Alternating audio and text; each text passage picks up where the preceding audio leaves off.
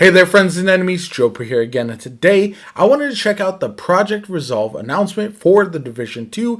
As a longtime Division player who hasn't played recently, I would love to get back into the game. I had played a ton of the Division 1, I played through the Division 2, all the way through Warlords of New York, and just recently have been finding the itch again to jump back in. I've been hearing good things from the community outside of some balance issues with some of the builds, as well as some PvP issues that also remain. So I'm hoping that Project Resolve will be enough for me to jump back in before the next story DLC does drop. Let's see what the announcement is about and go over all the information that we know as of now.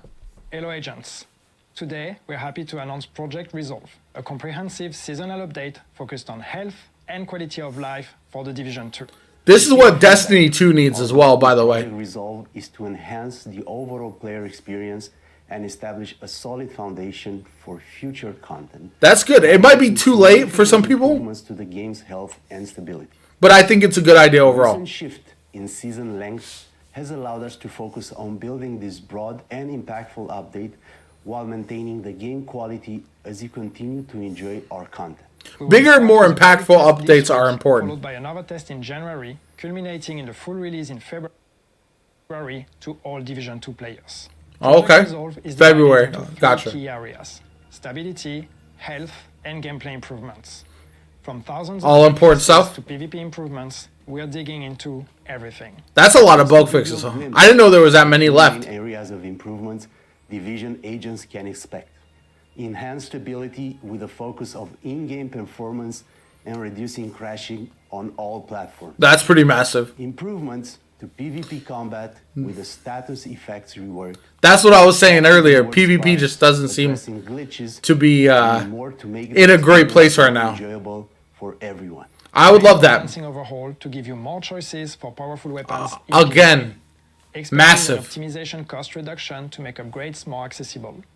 Changes to projects and global events to make them more fun and worthwhile. Quality Huge. of life improvements, including scaling open world loot crates with world difficulty. Okay, it's about and the time. ability to recalibrate directly from the inventory. Also And we huge. have more you can find out about in our article linked in the description. Yeah, I'll check out the article next. Project Resolved meant our team needed to build a solid foundation, which has affected some of our previously announced plans.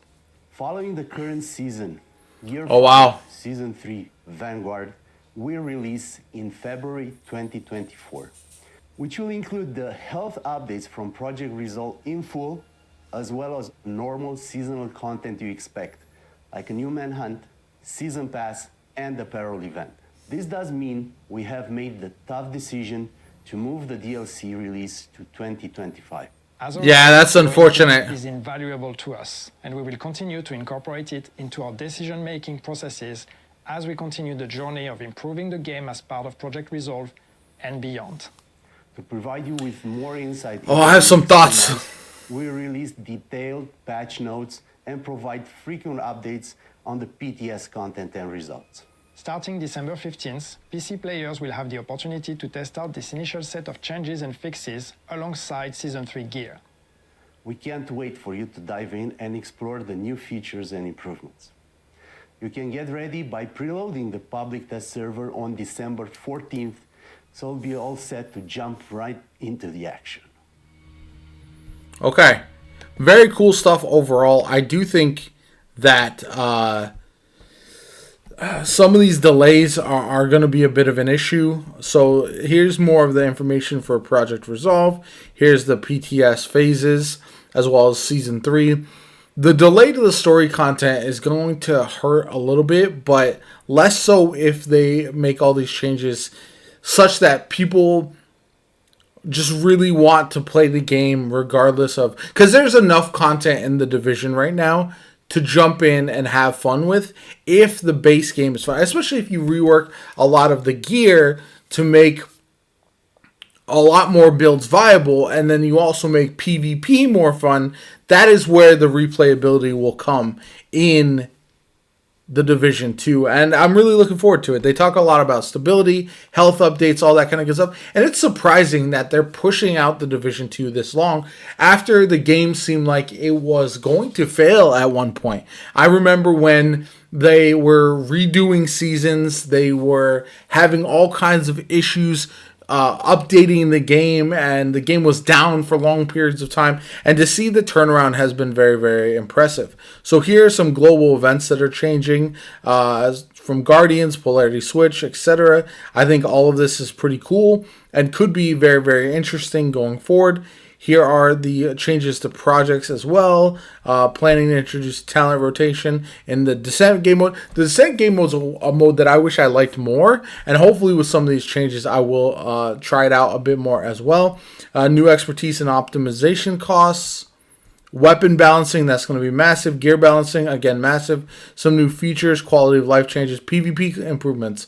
Conflict, they want to strengthen the identity of conflict as the purest PvP experience in Division 2 by making it more balanced for all players, regardless of the time they invest in the game. That's okay, as long as they have also a good Darkstone option as well for those who have min-maxed their gear as well. So hopefully that does happen.